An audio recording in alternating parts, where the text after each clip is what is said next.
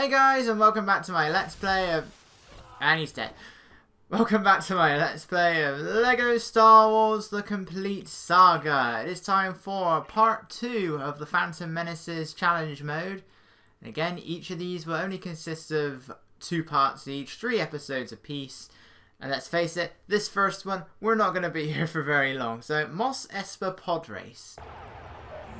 One major annoyance with this level is that they want you to properly play it, so you do have to play into the 3rd lap.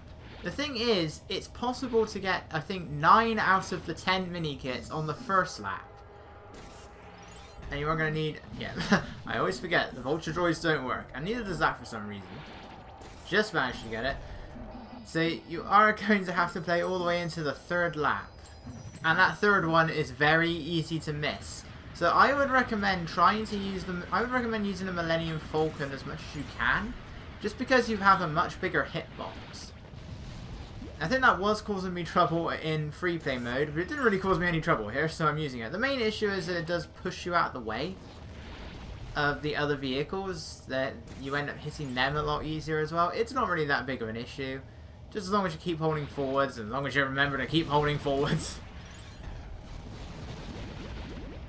It won't be that much of a problem. So I do miss a couple of them the first time round, and because of the cutscene, because of that thing falling down, the final one is on that last area, and I believe it was this one in the cave that I missed. Yeah, there it is. There we go. So now we just gotta go through the rest of the level, avoid the rocks, which thankfully aren't instant death in this game. Screw LEGO Star Wars 1. I believe the original version of the level that you can play in this as well. I'd say they should be the same, even though Gunship Cavalry does contain a few differences, but for the most part it is the same thing. It's basically just a different camera angle. So this is all we're doing. Let's face it, this level isn't going to be particularly interesting. It's kind of annoying though when these are the sort of mini-kits that you can miss. Particularly in LEGO Star Wars 1's vehicle levels. And there we go. See, I barely got that. And they make you rise, which is weird, because in LEGO Star Wars 1 you fall into them, and I don't even remember them in the film anyway. Yeah, these are still technically a competition. Pretty sure you only get the studs the first time round, but they are technically a competition. It doesn't seem to have a counter this time though, which is odd. Oh yeah, so I mean, they changed Gunship Cavalry, so that one isn't really that big of a problem. You just got to make sure you don't miss any before you go into the final area, but you can say that about a lot of the levels. And really, it's Battle over Coruscant that's the problematic one, because you are constantly moving in that one. That one is on rails. You can't go backwards. If you miss one, that's it. And these ones aren't in those capsules. The blue mini kits aren't inside those star-shaped capsules, so they're a lot harder to see, especially in a level like Battle over Coruscant. Anyway, next up we're into the big boy. We're in Retake the Palace. I continue with my theme of Sith Lords. There was only one left. I did try and use I did select General Grievous in the final level, but I ended up spending most of my time as Darth Maul again. He just proves to be more useful. And there will be a few times in both this level and the next one where I do slightly forget where the mini-kits are. This one isn't too bad. I do have a bit of... I do wander around a little bit in Darth Maul, just because I couldn't remember where one of the mini-kits was. And I went into the right area, I just didn't go far enough into the area. Sort of. Find out what that means when we actually get to Darth Maul. So our next mini-kit... Our next blue mini-kit, whatever you want to call it, it's a mini-kit. It's the same thing, just a different colour. It's just up here. There was a regular mini-kit there as well, I believe. So that one's in the same location, and it does feel good to finally be able to just go through this level at a nice, quick speed. I mean, granted, I could have done that for free play mode. Not so much for story mode, because I did have to get the true Jedi. And I don't know why I tried this. But I did, and now I can just hover over it. The problem is my partner character can't do that. For a while. Eventually he finds a way. I think this is the one and only time they actually get the idea to use the jetpack as Boba Fett. Look, he actually did it. Unless I reach some sort of respawn point, he actually used the jetpack. When? When? Because I didn't make the grapple thing up there, so I don't think he grappled his way over there. He actually used the jetpack. Come on, take him out. Stop doing the double jump attacks past me. I know Palpatine's single jump attack isn't exactly the best, but a lot of them aren't. I just find the one where they just slam it into the ground to be the most effective. Anakin's often doesn't want to hit anything. There's nothing in there, so just hit the switches. This time these guys don't bother attacking me at all. So thermal detonator away.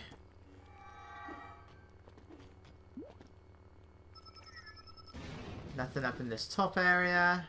At least I don't think there is. No, there isn't. Okay. It's been a while. It's been a while. And I do have to get back to recording episode 2 right after we're done with this.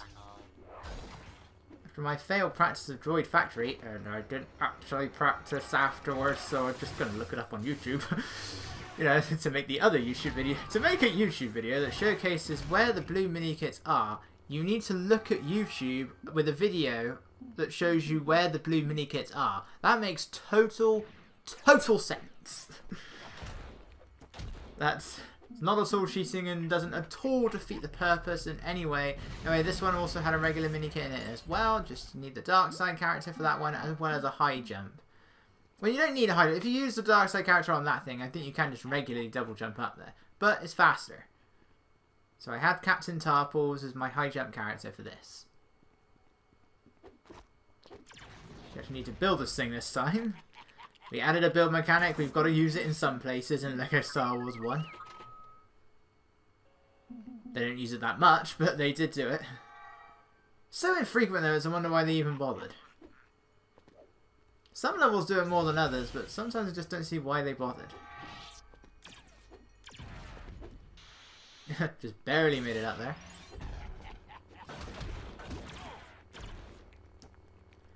Okay, so this was the first area that I got a little bit lost in.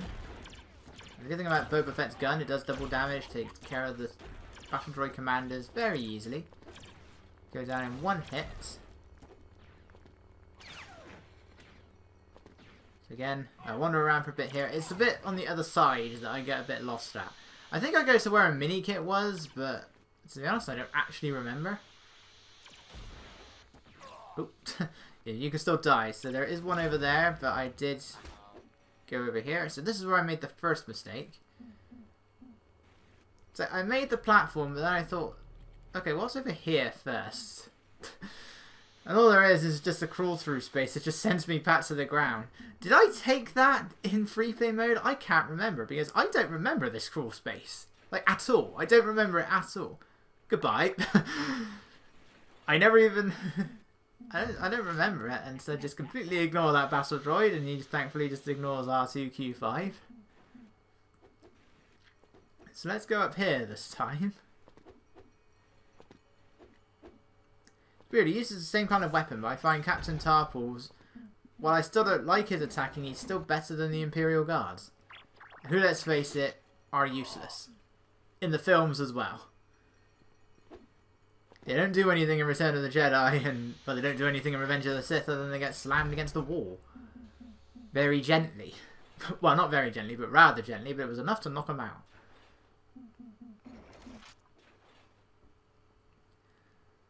So raise that up. It's a lot faster in free play mode. Or challenge mode. And yeah, I always have to do that when I jump back down. I think I did that last time. It's like, why wouldn't you? Just Jedi slam the ground. I'd like to see how far I can go with some of those attacks. While I continually jump against the wall, I eventually get to the end where the mini kit is. And I did end up taking the long route back up. Like, I probably should have just turned into R2 and then I could have just hovered over this thing. But no, I take the Jedi path. Because for some reason the Anakin's crawl through space doesn't seem to work by itself. It's like you actually have... It's like it's purposed only so he can crawl through it in the AI. Like, I can't crawl through this myself, and I don't know why. I don't know what I'm doing wrong. I don't think I did anything to it in story mode either. In fact, I recall trying to go through it in story mode. I think that's what I did. I tried to go through it, but I couldn't. But then Anakin was capable of doing it himself. This is for AI only. So I do take the long road. So we just go up here. There's only 2 switches now. Captain's Harpal Society. No! This why am I doing it, trying to do this in Jar Jar impression? This is my one! I don't know. This is my button to press. That didn't work at all. I don't know what that was. Whatever it was, it sounded racist, and that I set him big doo-doo now. Should point out, I don't actually hate the Gungans. I don't hate Jar Jar. He's just there to serve as a comic relief. He doesn't do it well, I'll say that. But I don't really hate it. Actually, I find him more annoying in the Clone Wars series. Maybe that's just because there are actually episodes where he's the central focus for some reason. But I find him more annoying in the Clone Wars. I don't really have a problem with him in the Phantom Menace. He's kind of annoying, but I never minded him too much. I prefer him over Anakin.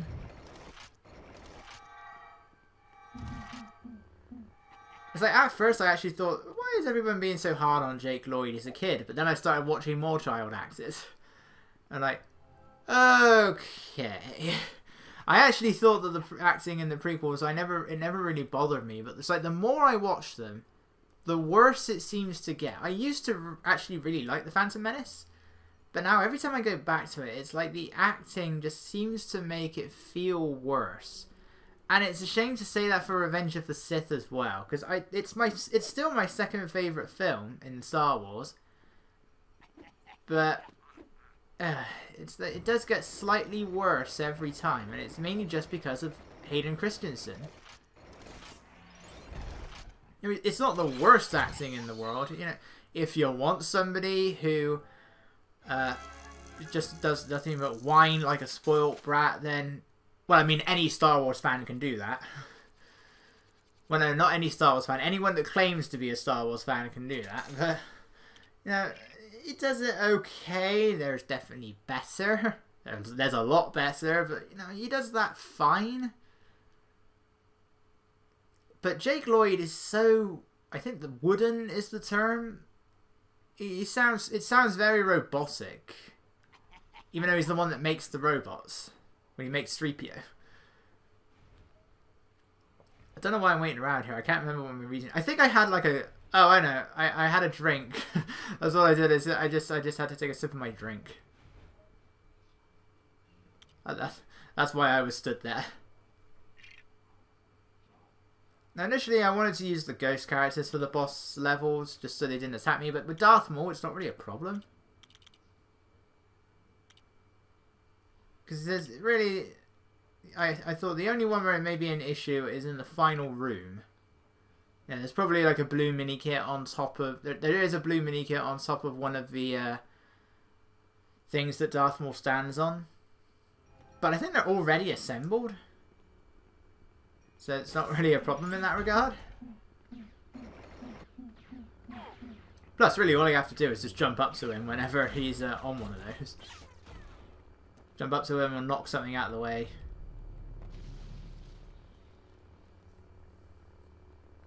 But see, this is why I ended up staying as Darth Maul most of the time. I can't exactly use General Grievous here. Yeah, I can deflect the droid blasters back at them, but I can't do anything else. So I just decided to have Boba Fett turn into General Grievous instead. So, launch that back at him. There's not a lot you can do here. It's just a waiting game. It's kind of the annoying thing when you're under a time limit, but you're still stuck with all the waiting game stuff. Again, I bring up battle over Coruscant.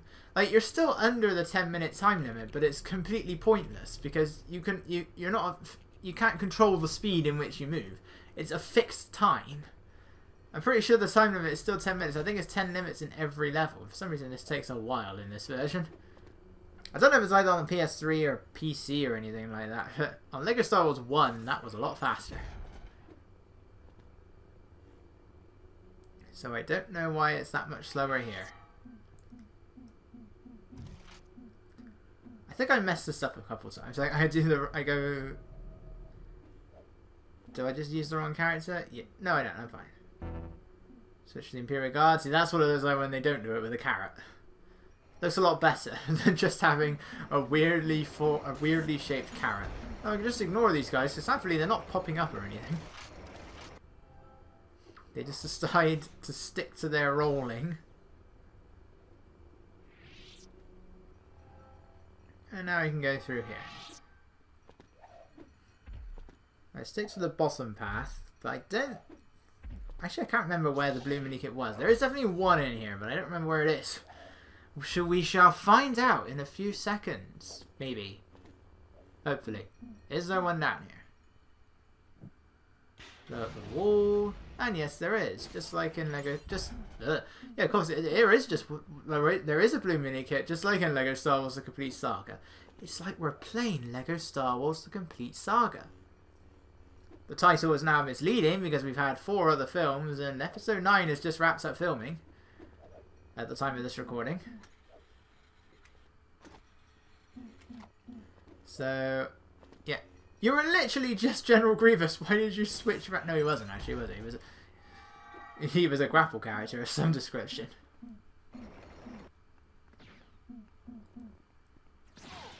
But eventually they tried to attack, and I don't think I've ever managed to actually get them all to appear at once. It's like we're playing LEGO Star Wars 3, it's just better. Now, I don't recall the frame rate actually dropping that much in LEGO Star Wars 3 in those sections. Like the regular levels, you just had hundreds of enemies on the screen. But I don't think the frame rate dropped that much. It was during the battle sequences that it really chugs. So I'll probably get it on PS3 at some point, as much as I don't care for the game. When the day comes that I eventually do Let's Play that game, which, let's face it, it's going to be even longer than this. This playthrough is going to be like nearly... This playthrough is probably going to be nearly 70 parts. It's going to be over 70 parts long. Let's see where we're... This is part 61. So that'll take us 63, 65, 67, 69. This should be a lot easier to count than I think it is, than I'm making it. 71. I predict this playthrough is going to be 72 parts. No, I've still got the bounty hunter missions, don't I? I don't know how long the bounty hunter missions will take, because there's 20 in all. They're not too long, but they vary in length. How long would they take? I can't think. I'm not sure how long the bounty hunter missions take. I reckon it shouldn't take much more than 3 parts. I'm not sure. Let's see. Oh, well, I mean, I'll see. It seems a bit weird splitting 20 characters into 3 parts, but it seems a bit excessive doing it into 4 parts. Unless I could maybe just do it in 2. One for the prequels, one for the original. Well, technically I think there's like 11 for the originals and then 9 for the prequels. Because one of them you are going after like just a standard rebel trooper, I think it is, but it is set on I want to say it's set on Kashyyyk. So you are so it's sort of like a combination of the two. Right, this is now watch me do this the long way. That's 1. And that's 2. Oh, granted, it wasn't that long. Okay, so this is where we get lost. Not this part. That's just where I made a really stupid jump. So, our first one is just up here. Well, our 7th one is just up here. And then this is the mistake I made. So it's the same sort of thing, it's just you need to keep riding this whatever it is. I wonder if that was always the idea, that thing is supposed to take you up into the air. Because we never see them do that in LEGO Star Wars, in the Phantom Menace. So I then tried this one, I was like, there is definitely one around here. But then as I kept going up, I was like, okay, let's just try it on that one again and see if that was where it was. So is it up here? If I just keep riding it, will I eventually find it? There it is! And that's what I was doing wrong and just didn't ride it far enough. Woo! Come on, Darth Maul, and your bizarre sideways jump. It's impressive that he's able to keep his forward momentum while he's doing that. I don't know why Darth Maul does like a sideways somersault. It's like Mario's sideways somersault, only he doesn't change direction. Let's just keep going with this. I almost walked right past the blue canister in this part. It's like, oh, while I was going through it, I was just like, okay, let's just get through this. Completely forgetting that I'm supposed to be going after it. It's a good thing it just caught my eye. And I was like, how did I forget about that? When I got the thing at the bottom of the screen, I've got a timer at the top, and the fact that I've just been playing the entire level in challenge mode. Yeah, thankfully this thing is already here. Which is odd, but maybe that was on purpose because it's challenge mode. And that's it, that's all of challenge mode throughout the Phantom Menace. Right, so I need to remember, I did go through the other 2 levels, and I did manage to find all 10. It was over a week ago, it was like 2 weeks ago, so I don't actually remember where any of those canisters are. But I can just briefly go through them on the old profile. I've still got that 100% profile from my first playthrough. It's what I'm using as practice, but I don't remember what the 2 I missed in Droid Factory was. So I'll have to investigate. So we're going to begin challenge mode in Attack of the Clones. Once I remember what door to go through. And there it is, that's Phantom Menace complete. That's everything. So next up we have Bounty Hunter Pursuit, Discovery on Camino, and Droid Factory. I'll see you guys then.